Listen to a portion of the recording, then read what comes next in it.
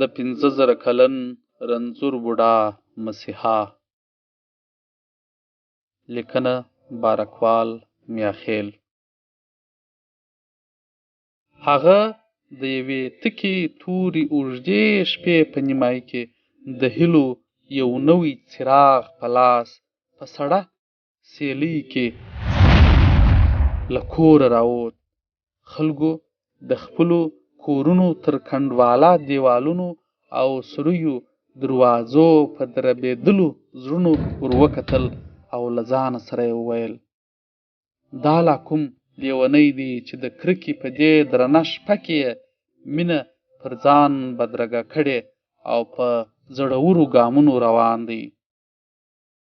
غواړي د بد، جهل، بدنیت او نفاق د ناپایه ساړه ژمي په زړه کې ولاړ وچ سوي بې روحه د واورې سړی راوباسي، د امن، خوشحالۍ او اتفاق د آب حیات په تودو جنتي اوبو یې ولمبوي او د ژوند روح پکې پوکړي. هغه په دې اوږده سړه شپه کې له ډار او مرګه بې پروا مخ په وړاندې روان و چې ناڅاپه یې یو 15,000 کلن بوډا او د لیوانو پلونه ولیدل. پلونه له وینو ډک وه. زړه ته یې ورتېره سوه چې د وطن له زړه یې د مینې او پت د رڼا په لوټلو پسې همدغه پلونه راغلي دي.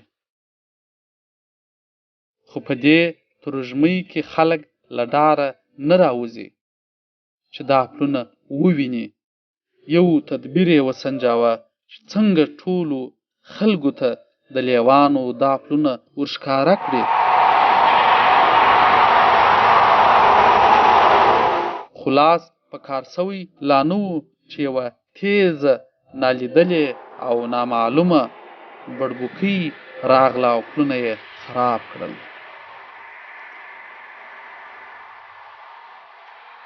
له دې وروسته به هغه تل اندېښمن و چې د لیوانو دا پلونه څنګه د ده وطن ته راځي، خو څوک یې نه ویني.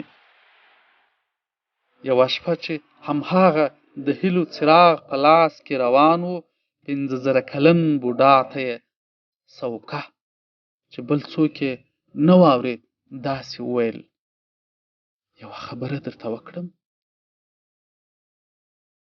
بوډا چې د پیړیو تر اوږدو دوږخي تجربو راتېر سوی و، پوه سو چې هغه څه خبره ورته کول غواړي.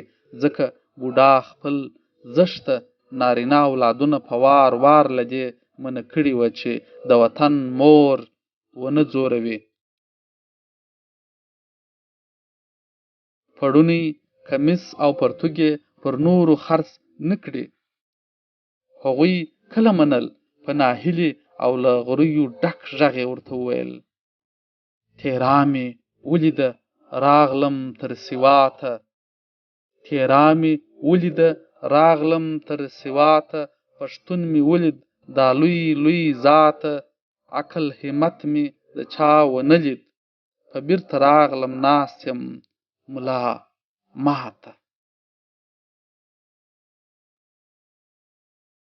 خو ده چې په دې ځوانه ځواني، په دې اوږده مرګونې تیاره کې د هیلو نوی څراغ په لاس په شپو مزل راکړی و، د 15,000 کلن بوډا له اوښکو ډکو سترګو ته یې څراغ ونیوی. اوښکې وځلېدې او ده په خپله همیشنۍ خندانه خوله ورته وویل: بابا غم یې مه کوه، د هغه لرې سیارې یو میلمه جوجو مې راغوښتی دی چې خپل رنګه غوږونه دوی ته ونیسي او دوی په خپلو خړو غوږونو د هغه خبرې واوري. ګوندې ستا بچي د هغه په ژبه پوه سي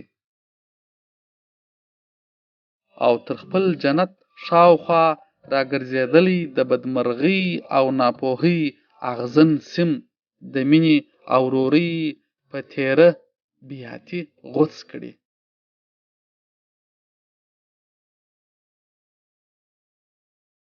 لا په همدې ترژمۍ کې روان و چې له یوې لرغونې کلا یې چیغې واورېدې.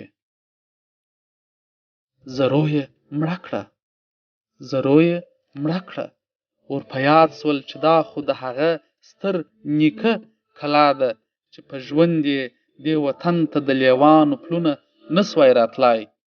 خو د هغه له مرګه څو پیړۍ وروسته بغدادي پیران دې وطن ته رامات سول، او هغه پټان یې هم د جادو تر اثر لاندې راغی چې ونه یې تر اسمانه رسېدلې وه. بیا نو څه وو؟ پیر غلی ورته ناست و او پټان د هغه په لمسه دې وطن ته د جنگ یو داسې له سکروټو جوړ دوژخي ټال جوړ کړ چې که هر څوک خلک د امن قرآن پر سر تر لاندې تیر سول، خو پکې لو لپس ول.